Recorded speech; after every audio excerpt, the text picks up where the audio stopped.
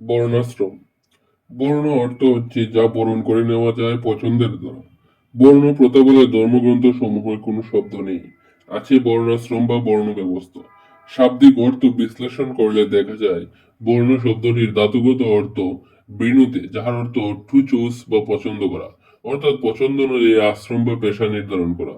নিরুক্ত 2-3 ঠাই বলা হয়েছে বর্ণ বৃণুতে, অর্থাৎ বর্ণ বরণ করে নেওয়া হয় বা যে ব্রত নিজের ইচ্ছায় পছন্দ করে নির্বাচন করা হয় তাই বর্ণ।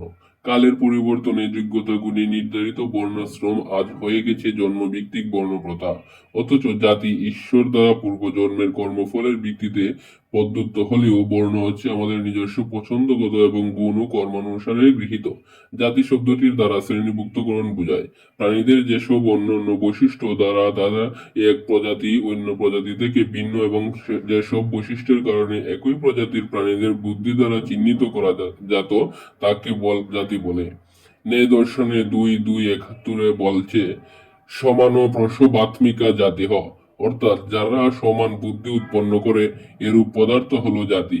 পাণিনীয় ধাতুপাঠের সাদিগণে ভৃ ধাতুর অর্থ দেওয়া সংবরণ ভৃ সংবরণে, অর্থাৎ ভৃ ধাতু থেকে নিষ্পন্ন বর্ণ শব্দটির দাত্তার্থক ব্যুৎপত্তিগত অর্থ দেখলেই বোঝা যায় বর্ণ শব্দটি বরণ করে নেওয়া, অর্থাৎ নিজে বেছে নেওয়া অর্থ প্রকাশ করে। অর্থাৎ নিজের ইচ্ছায় যে ব্রত পছন্দ করে বেছে নেওয়া হয় তাই বর্ণ। এই ব্রত বেছে নেওয়া ন্যায়ী কর্ম থা পুনরায় উক্ত হয়েছে ব্রতমিতি কর্মনাম বৃণুতিতি শতহ নিরুক্ত 2:13। প্রথম শব্দটির কর্মের নাম, যেহেতু ভি ধাতু দ্বারা আবৃত করা অর্থাৎ প্রকাশ করে আর তা বেছে নেয় এই বর্ণ। এই কারণেই বৈদিক ধর্মকে বলা হয় বর্ণাশ্রম ধর্ম। বর্ণ শব্দটি ইঙ্গিত করে যে এটি ভিত্তি হচ্ছে নিজ পছন্দকে সম্পূর্ণ স্বাধীনতা দেওয়া ও নিজ যোগ্যতা অনুসারে পরিচালিত ব্যবস্থাকে অনুমোদন দেওয়া, অর্থাৎ নিজ পছন্দ অনুসারে কর্ম বা ব্রতকে বেছে নেয় বর্ণ।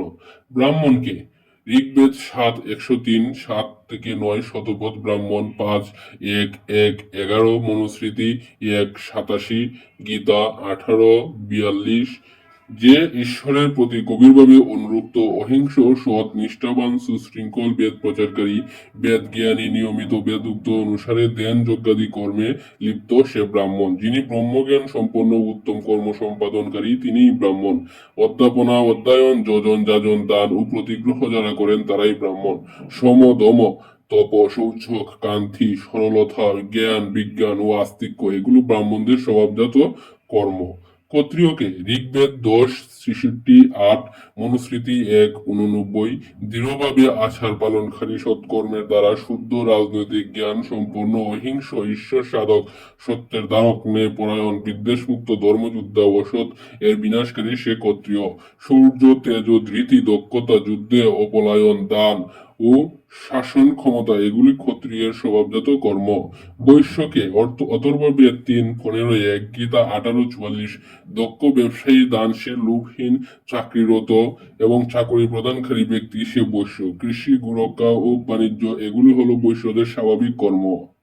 শূদ্রকে ঋগ্বেদ 10:94-11 গীতা 18:44 যে অদম্য পরিশ্রমী অক্লান্ত জোড়া যাকে সহজে গ্রাস করতে পারে না লোভমুক্ত কষ্ট সহিষ্ণু সেই শূদ্র। পরিচর্যাত্মক কর্ম শূদ্রের স্বভাবজাত। স্বভাব গুণ কর্ম অনুযায়ী বর্ণ। ঋগ্বেদ 9:112-1 এক একজনের কর্মক্ষমতা ও আধ্যাত্মিকতা এক এক রকম আর সে অনুসারে কেউ ব্রাহ্মণ কেউ ক্ষত্রিয় কেউ বৈশ্য এবং কেউ শূদ্র। গীতা 4:13 আমি গুণ ও কর্মের বিভাগ অনুসারে 4 বর্ণের ব্রাহ্মণ ক্ষত্রিয় বৈশ্য শূদ্র সৃষ্টি করেছি।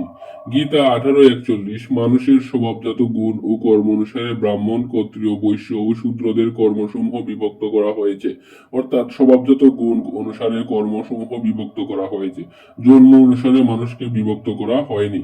যারা বুদ্ধিভিত্তিক কর্মকাণ্ডে নিয়োজিত অধ্যাপনা গবেষণা পছন্দ করেন তারা ব্রাহ্মণ বর্ণ।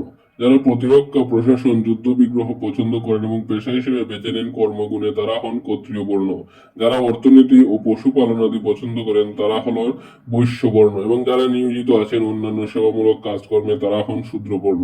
এসব শুধু বোঝায় নানা ধরনের পছন্দের যেসব মানুষজন তাদের কর্মের জন্য নির্বাচন করেন এবং এর সাথে জাতি বা জন্মের কোনো সম্পর্ক নেই।